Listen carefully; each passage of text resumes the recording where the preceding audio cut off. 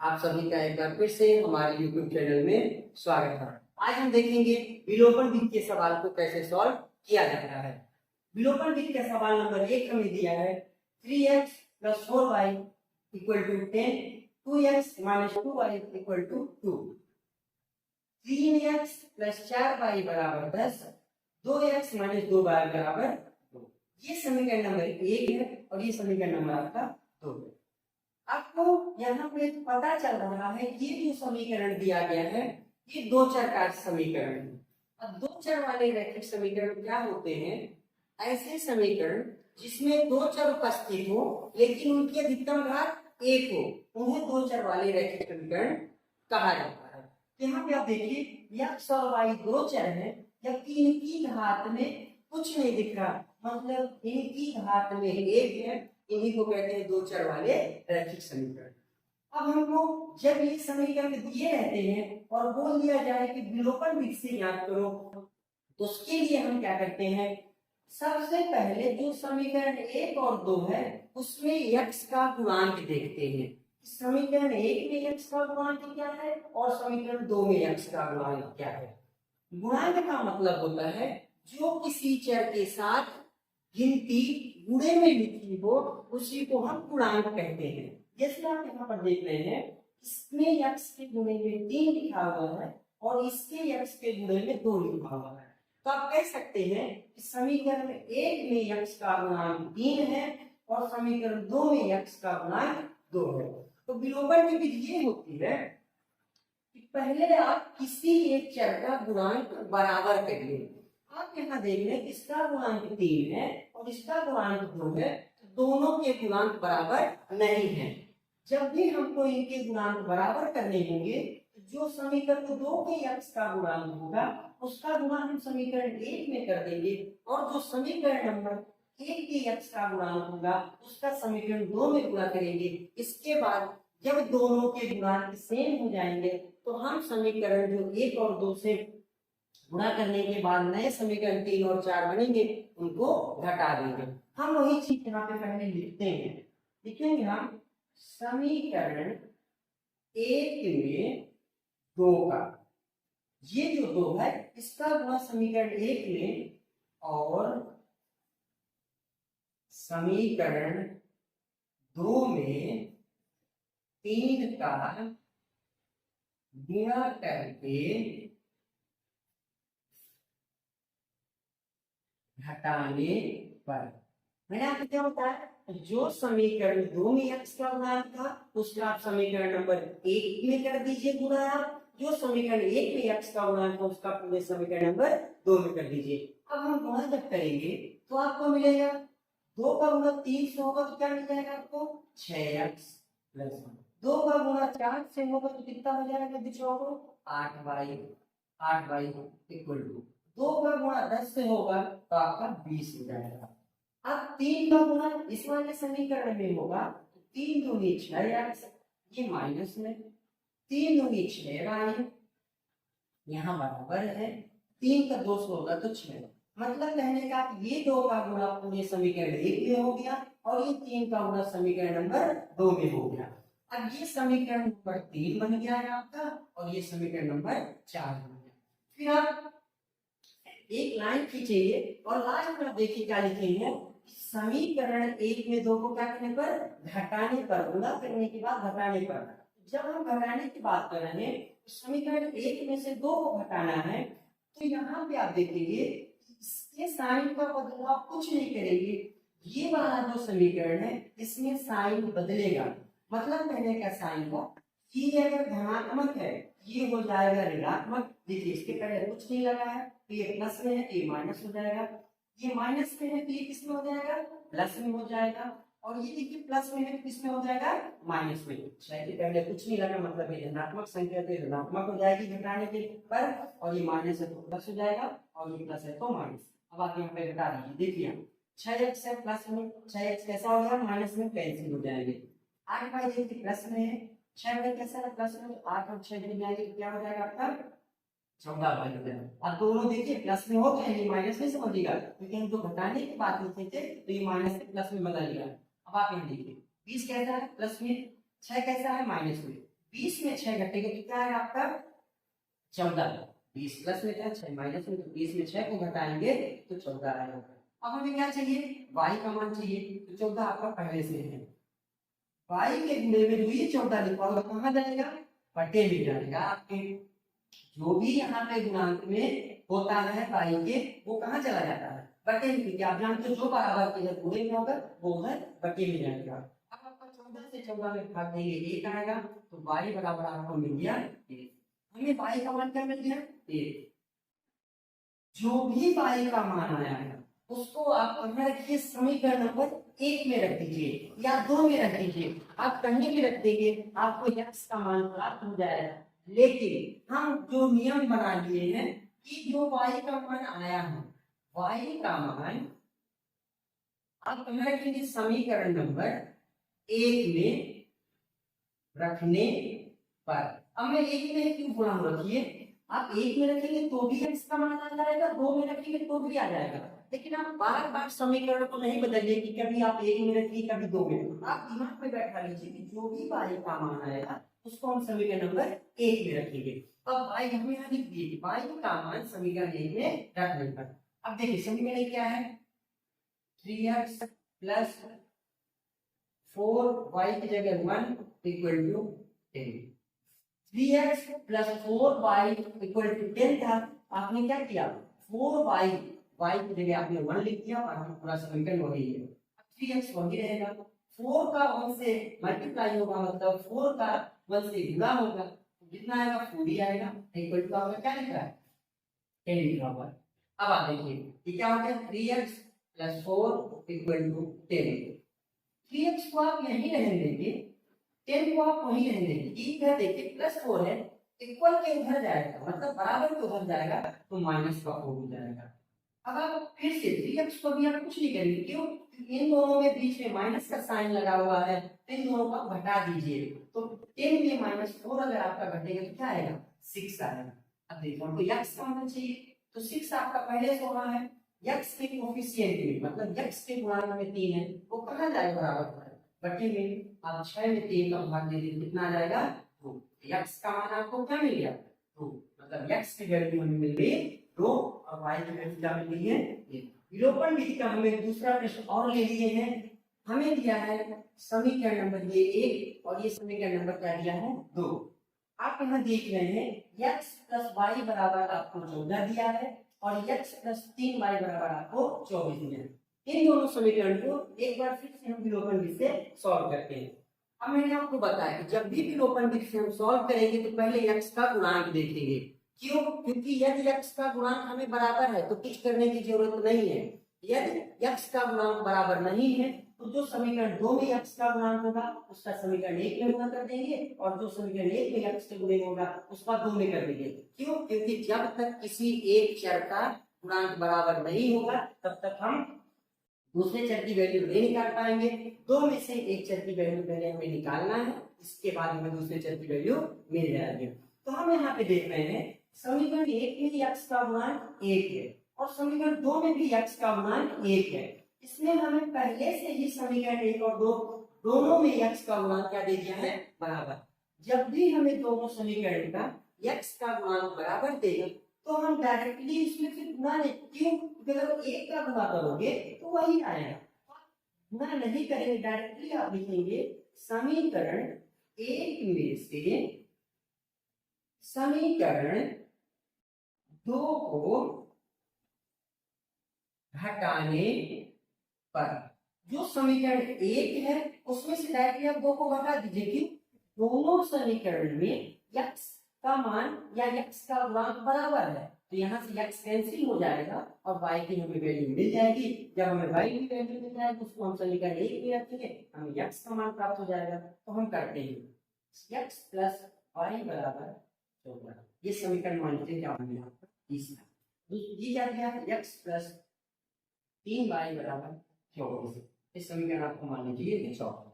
अब इसको हम घटाने की बात करें तो देखिए ये x कैसा है प्लस में, ये कैसा हो जाएगा माइनस में, ये 3y कैसा है प्लस में कैसा हो जाएगा माइनस में, 24 कैसा है प्लस में, कुछ नहीं होगा मतलब ये प्लस में कैसा हो जाएगा माइनस में। जो चीज यहाँ प्लस में रहती है वो माइनस हो जाती है, और जो माइनस रहती है वो प्लस। ऊपर वाले समीकरण में कोई बदलाव नहीं है। अब देखिए, ये प्लस में है, ये माइनस में है, देखिए कुछ नहीं प्लस में है, ये कैसा हो गया माइनस, दोनों कैंसिल आउट हो गए। एक वाई प्लस में है, 3y माइनस में है, एक वाई में 3y आपका घटेगा, कितना बचेगा आपके पास? अगर 1 रुपए है, किसी को 3 रुपए देगा तो 2 रुपए आपका उधार हो जाएगा, उधार मतलब आपका माइनस में चला गया, तो एक वाई में 3y जाएगा, माइनस कितना बचेगा आपका y। और यहाँ पे अगर आपका यहाँ 14 दिख रहा है प्लस में और 24 माइनस में, तो 14 में अगर 24 घटेगा तो आपको क्या मिलेगा? माइनस का 10 मिलेगा। हमें क्या चाहिए? y का मान चाहिए, y बराबर -10 पहले से लिखा हुआ है, ये जो -2 है आपके गुणे में है तो कहाँ जाएगा? बटे में। क्यों? क्योंकि कोई भी संख्या अगर बराबर के जब गुणे में रहती है तो बटे में जाती है, ये माइनस से माइनस क्या हो जाएंगे? कैंसिल आउट हो जाएंगे, और 2 का 10 में अगर आप भाग देंगे तो 5 आएगा, मतलब हमें y का मान मिल गया 5। अब हमने आपको बताया जो भी y का मान है उसको आप रखिए समीकरण नंबर 1 में, तो आप यहाँ पे वही लिखिए, y का मान समीकरण 1 में रखने पर, समीकरण क्या है हमारा? x प्लस वाई बराबर 2, मतलब x वही है, y की जगह क्या रख देंगे? 5 बराबर 14। x वही है, y की जगह 5, क्योंकि y का मान हमें 5 पता है, और 14 वही है। अब x यही रहेगा, 14 आपका वही रहेगा, ये +5 बराबर उधर जाएंगे तो क्या हो जाएगा? -5। क्यों? क्योंकि कोई चीज अगर बराबर के इधर प्लस में है तो बराबर उधर जाती है तो क्या हो जाती है? दूसरी तरफ माइनस में बदल जाती है, उसका साइन बदल जाता है। x बराबर, अब 14 में 5 को घटाएंगे क्या मिलेगा? 9।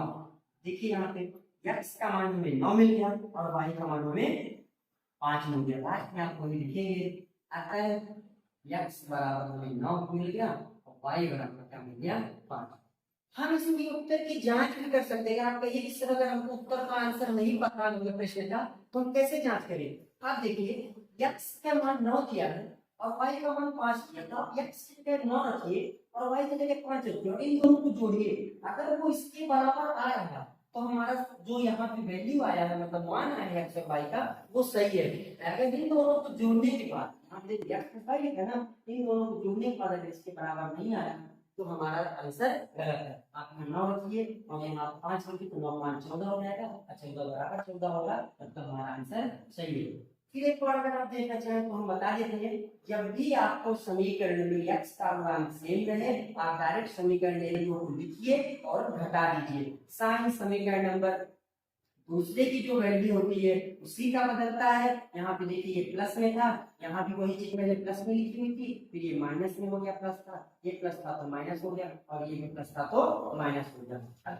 एक वाई प्लस में है, 3y माइनस में, एक वाई में 3y को घटाएंगे तो -2y आएगा, और आपका 14 में अगर 24 घटेगा तो माइनस का 10 आएगा। y माइनस में जो 2 है वो गुणे में है y के, तो ये 2 है बटे में जाएगा, 2 से 5 10 काटा तो 5 आ गया और माइनस माइनस कैंसिल, तो y का मान हमें 5 हो गया। y का मान जो आया उसको समीकरण 1 में रखने पर तो x प्लस y बराबर 14 था, x प्लस y की जगह 5 बराबर हमने 14 कर दिया, x बराबर 14 वही है, प्लस 5 था बराबर उधर गया तो -5 हो गया, 14 में 5 को हमने घटाया तो 9 आ गया। अतः x बराबर हमें 9 मिल गया और y बराबर हमें 5 मिल गया। इस तरह से अगर गुणांक बराबर है तो हम लोग उसको कर सकते हैं। टोकन विद से एक और हम सवाल को देखते हैं। हमें यहाँ पे दिया है x प्लस 4y बराबर 27 और x प्लस 3y बराबर 21। ये हमें दिया है जो पहला, वो पहला समीकरण हो गया, जो दूसरा दिया है वो दूसरा समीकरण हो गया। x प्लस 4y बराबर 27 समीकरण ये, x प्लस 3y बराबर 21 समीकरण नंबर 2। मैंने आपको बताया कि जब भी विलोपन विधि आप स्टार्ट करेंगे करने के लिए पहले देखेंगे समीकरण 1 और 2 में x का गुणांक क्या है। अब समीकरण 1 में फिर से देखिए, x का गुणांक कुछ नहीं दिख रहा है आपको, जिसका गुणांक कुछ नहीं दिखता उसका मान 1 होता है। और समीकरण 2 में भी आप देखिए x के गुणे में कुछ नहीं दिख रहा, इसमें भी x का गुणांक 1 है। यदि दोनों समीकरण में x का गुणांक बराबर है तो आप डायरेक्ट क्या करेंगे, समीकरण एक में से समीकरण 2 को हटा देंगे। क्या लिखेंगे?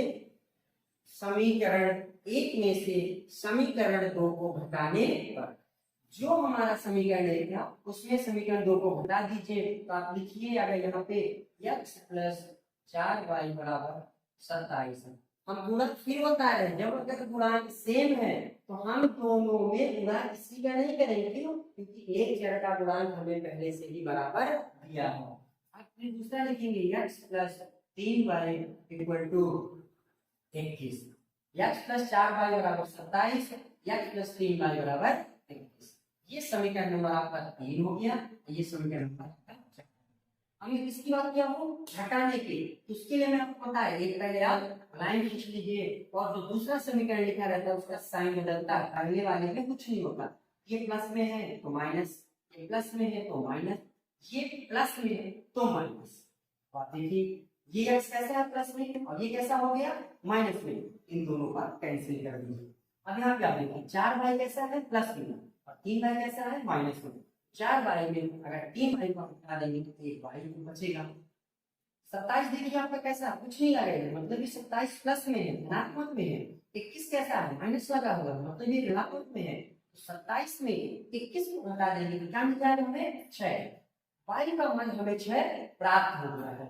मैंने आपको क्या बताया, जो भी y का मान आएगा उसको समीकरण एक में रखना है। तो आप लिखिए वही चीज, जो y का मान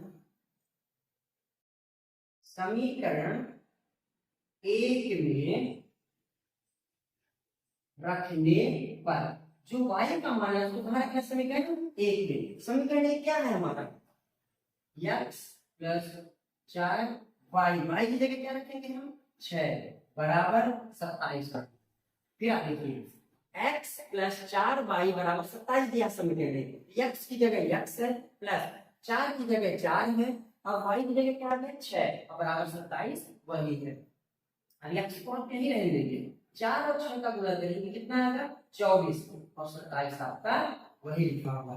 अब x प्लस 24 बराबर 27 मिल गया, x को आप यही रहने देंगे, 27 को भी वही रहने देंगे जहाँ लिखा है। बस आप ये ध्यान देंगे, ये जो अचर पद 24 लिखा हुआ है, लिखा प्लस में है, बराबर उधर अगर आप उसको शिफ्ट करेंगे तो क्या हो जाएगा?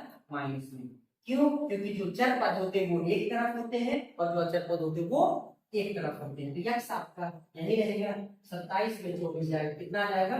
3। अब आप देखिए, आपको फिर से यहाँ x का मान 3 मिल गया और y का मान 6 मिल गया। आपको लिख दीजिए, आता है x बराबर हमें 3 मिल गया और y बराबर क्या मिल गया? 6।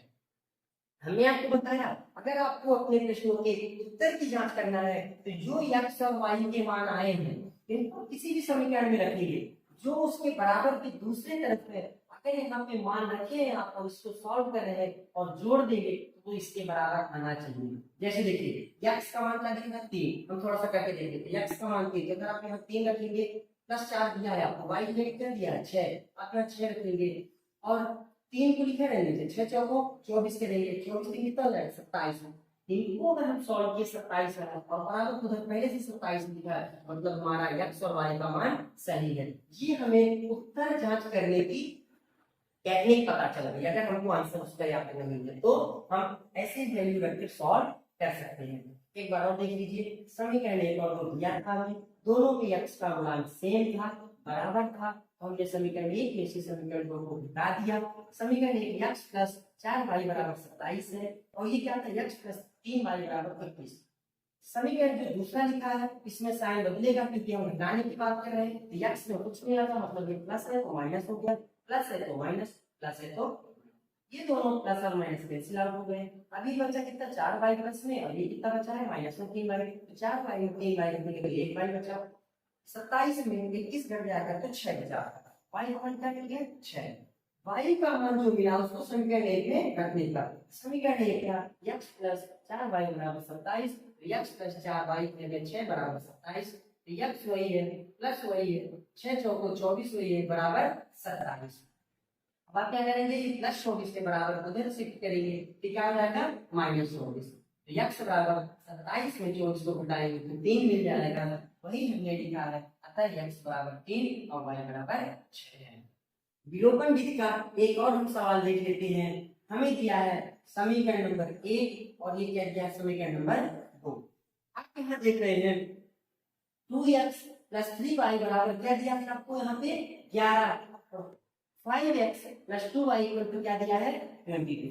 अगर आप इसको देखेंगे 2x प्लस 3y बराबर 11, 5x प्लस 2y बराबर 22, इन दोनों में x का गुणांक अलग अलग है।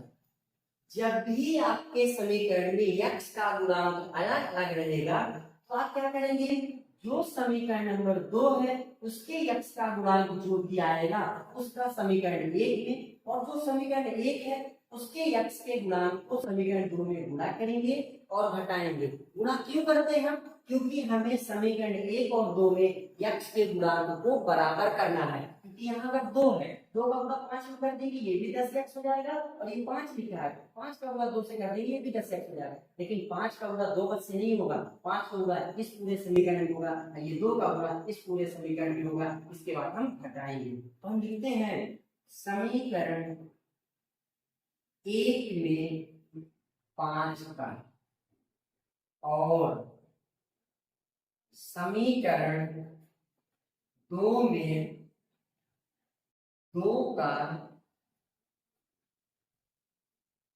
गुणा करके घटाने पर, हमने समीकरण 1 में 5 का गुणा और समीकरण 2 में 2 का गुणा करके घटाने, तो समीकरण 1 में करिए 5 का गुणा 5 दूनी क्या हो जाएगा आपका 10x, 5 का 2 से हुआ तो 10x, 5 का 3 से हुआ तो 15y, 5 का 11 से होगा तो आपका क्या मिल जाएगा 55। ये समीकरण आपका क्या बन जाएगा। 2 का समीकरण 2 में होगा तो 2 का 5 से होगा तो 10x, 2 का 2 से होगा तो आपका क्या हो जाएगा 4y, 2 का 22 से होगा तो क्या हो जाएगा आपका 44। ये समीकरण नंबर क्या हो गया। अब इन दोनों की किसकी बात की हम, घटाने की बात की। तो आप यहाँ पे देखिए ये प्लस में है ये माइनस हो जाएगा, ये प्लस में है किसमें हो जाएगा माइनस में, और ये भी प्लस में है तो कैसा हो जाएगा माइनस में। फिर मैं बता रहा हूँ समीकरण 1 में साइन नहीं बदलेगा, मतलब अगर ये प्लस में है तो प्लस रहेगा, ये प्लस है तो प्लस रहेगा, ये प्लस है तो प्लस रहेगा। साइन बदलता है किसका, समीकरण को दूसरा लिखा रहता है। क्यों, क्योंकि इसमें हम इसको घटाने की बात कर रहे हैं। तो अगर इसमें माइनस का गुणा होगा जो भी प्लस में है वो माइनस हो जाएंगे और जो माइनस है वो प्लस में हो जाएंगे। देखिए इन दोनों का गुणांक सेम है तो ये दोनों प्लस माइनस में भी दिख रहे हैं तो कट गए। अब 15y प्लस में है और 4y कैसे यहाँ पे माइनस में, तो 15y में आपका 4y घटेगा तो आपको मिलेगा 9y। और यहाँ पे देखिए 55 कैसा है प्लस में है, 44 कैसा है आपका माइनस में है। 55 में अगर 44 घटेगा, सॉरी 15 में 4 घटेगा तो आपका आएगा 11। 55 में 44 घटेगा तो आपको आएगा 11, क्योंकि 15 प्लस में था 4 माइनस में, 15 में 4 घटेगा तो क्या बचेगा 11 12। 55 में 44 घटेगा तो आपका क्या आएगा 11, क्योंकि 55 प्लस में है 44 माइनस में। अब हमें देखिए y बराबर 11 को पहले धर दिया है, 11 गुणे में कितना जाएगा बटे में, और 11 में 11 को काट देंगे तो क्या आ जाएगा आपका 1। y बराबर हमें क्या मिल गया 1, y बराबर 1।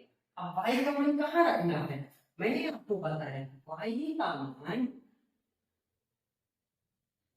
समीकरण 1 में रखने पर, जो हमारा समीकरण 1 है वहां पे हम y का मान रखेंगे तो हमें x का मान मिल जाएगा।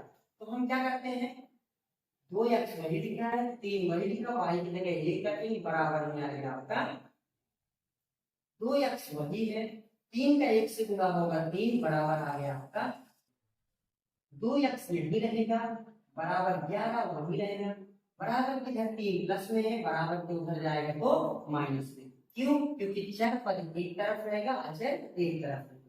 अब 2x नहीं रहेगा, 11 और 3 के बीच में माइनस, तो 11 में 3 घटेगा तो आपको क्या मिल जाएगा 8।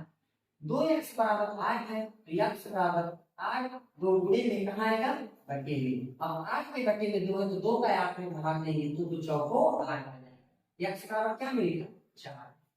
अब हमें x का मान यहाँ 4 प्राप्त हो गया और y का मान 1। वही चीज हम लास्ट में लिखते हैं, अगर x बराबर आपको क्या मिल गया और y बराबर क्या मिल गया, यही हमारा। एक बार और देख लीजिए, जब भी हमें समीकरण दिए हैं उन दोनों समीकरण में x का गुणांक अगर अलग अलग है तो जो समीकरण 2 में गुणांक होता है x का, उसका समीकरण 1 में गुणा कर दीजिए, और जो समीकरण 1 में x का गुणांक होता है उसका समीकरण 2 में गुणा कर दीजिए। गुणा करके घटाना है। तो हमने ये जो 5 था इसका वाला समीकरण 1 लिख दिया, यहाँ 10x आ गया, 5 में 15 आ गया, 5 का 11 से 55 आ गया। 2 का गुणा 5 से तो 10x आ गया, 2 का गुणा 2 से हुआ तो 4y आ गया, 2 का गुणा 22 हो गया तो 44 आ गया। अब आप देखिए घटाने की बात की है कि जो प्लस में है वो माइनस हो जाएगा, तो माइनस में है तो वो प्लस में, इसमें सभी संख्याएं प्लस में दिख रही। देखिए सभी तीनों कैसे हो गई, माइनस में। 10x प्लस में था, 10x माइनस में तो कैंसिल हो गए। 15y प्लस में है, 4y माइनस में, तो 15 में 4y माइनस हुआ तो 11y आ गया। 55 में आपका 44 घट गया तो कितना आ गया, 11 आ गया। 11y के गुणे में था वो घटे में जाएगा, 11 का 11 में भाग दे जो क्या आ जाएगा, y का मान 1 मिल गया। जो भी y का मान आएगा उसको समीकरण 1 में रखना है, y का मान समीकरण 1 में रखने पर समीकरण 1 है 2x + 3y = 11। तो देखिए 2x वही लिखा हुआ है प्लस 3 वही लिखा हुआ, y की जगह क्या रख दी 1 = क्या दिया है 11। अब 2x वही है, 3 का 1 से मल्टीप्लाई हुआ तो 3 = 11 वही लिखा हुआ है। 2x आपका देखिए वही है इक्वल टू प्लस 3 का बराबर को उधर शिफ्ट हो गया तो कैसा हो गया माइनस का 3 हो गया।